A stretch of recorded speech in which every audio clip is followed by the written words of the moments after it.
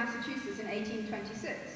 A fortunate place for an African-American family to live, one would have thought, because Massachusetts had abolished slavery right back in the American Revolution, and Salem admitted black children to primary school much earlier than most other cities. However, a few years later, despite passing the entrance exam to the girls' secondary school, Remond was refused entry because she was African-American. The family then moved to Rhode Island, where all the children, she was one of the 8, attended an all-black private school. Her family used to provide a safe shelter for runaway slaves, and her brother Charles Remond became a very prominent anti-slavery speaker. Indeed, he was the most renowned before Frederick Douglass emerged onto the scene in 1842. Sarah was soon to follow in her brother Charles's footsteps. At a time when she was admired and lauded for her public speaking and her education, she nevertheless wished to advance her learning further. Bedford College, only founded 10 years previously, proved the ideal place. It had forwarded the rights of women, providing them with a university education, and later awarding them degrees, many decades before Oxbridge did, for example. An important part of Remond's work was to draw attention to the further oppression suffered by female slaves who were used as sexual chattel by the men who owned them. Furthermore, the professor of Latin at the time was none other than Edward Spencer Beasley. Though not involved directly in the abolitionist movement, Beasley was critical of imperialism and was a member of the committee that prosecuted Edward Eyre, governor of Jamaica, for his brutal and bloody suppression of an uprising there. And this is the same Eyre who was supported by Dickens, Charles Kingsley, and John Ruskin, so controversial figure. Beasley, as well as being professor of Latin at Bedford College and possessing a strong anti-colonialist agenda, was a strong advocate of workers' rights and a friend of Karl Marx. An ideal professor, then, for Sarah Parker Remond, the abolitionist who was fast rising to prominence on this side of the Atlantic. It's no coincidence that she had a passion to study Latin. No more than, it may be argued, it is coincidence that Bedford College employed Beasley as its Latin professor. The university and the department's liberal credentials shouldn't be in doubt here.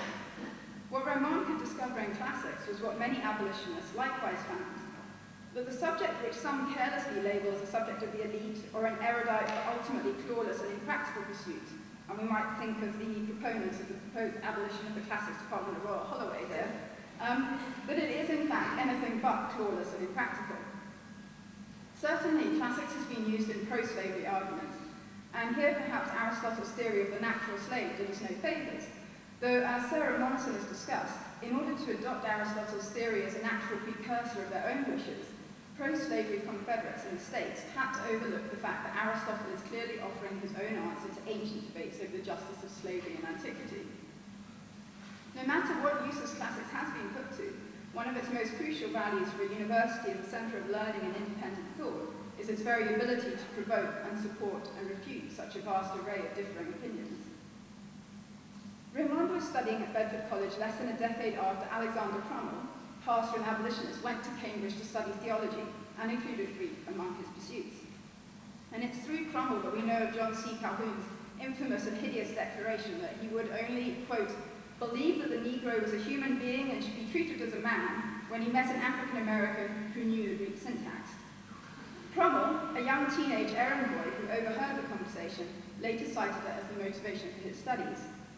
When Ralph Ellison's unnamed protagonist in Invisible Man, which itself can be read as responding to Homer's Odyssey, as Patrice Rankin has most persuasively shown, when he realizes that his enslaved grandfather felt no need, unlike him, to proclaim his humanity, because he knew his own humanity was a given, we may wonder whether the needy Ellison is glimpsing his own need for recognition of his erudition as an offshoot of his need for affirmation of his own equal humanity. Classics, whether we like it or not, was part of a passport to humanity at that time, and to having that humanity recognized by all. The abolitionist cause which Remond promoted found support in the classics in a wide range of areas, and via a number of exponents. One abolitionist of whom Remond personally spoke in support was John Brown. Seen by some as a catalyst for the American Civil War on account of his advocacy of violent means to overcome the terrible iniquities of slavery, he was executed after leading a raid on the Federal Armory. The raid had been planned in order to provide arms for slaves, and it resulted in the deaths of a number of pro-slavery Southerners, as well as men on Brown's side.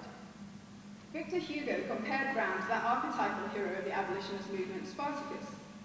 And just 3 weeks after Brown's hanging, Remond's speech in support of him was published in the Leeds Mercury newspaper, and it seems right to allow her to speak as closely as possible in her own words by quoting the piece from the paper. Miss Remond then addressed the meeting in remarks characterized by great impressiveness and eloquence. She said she stood there to represent a race deprived of every privilege, and even of hope. The American law had declared that black men and women had no rights which the white man was bound to respect. To her, that was a solemn and a sad hour.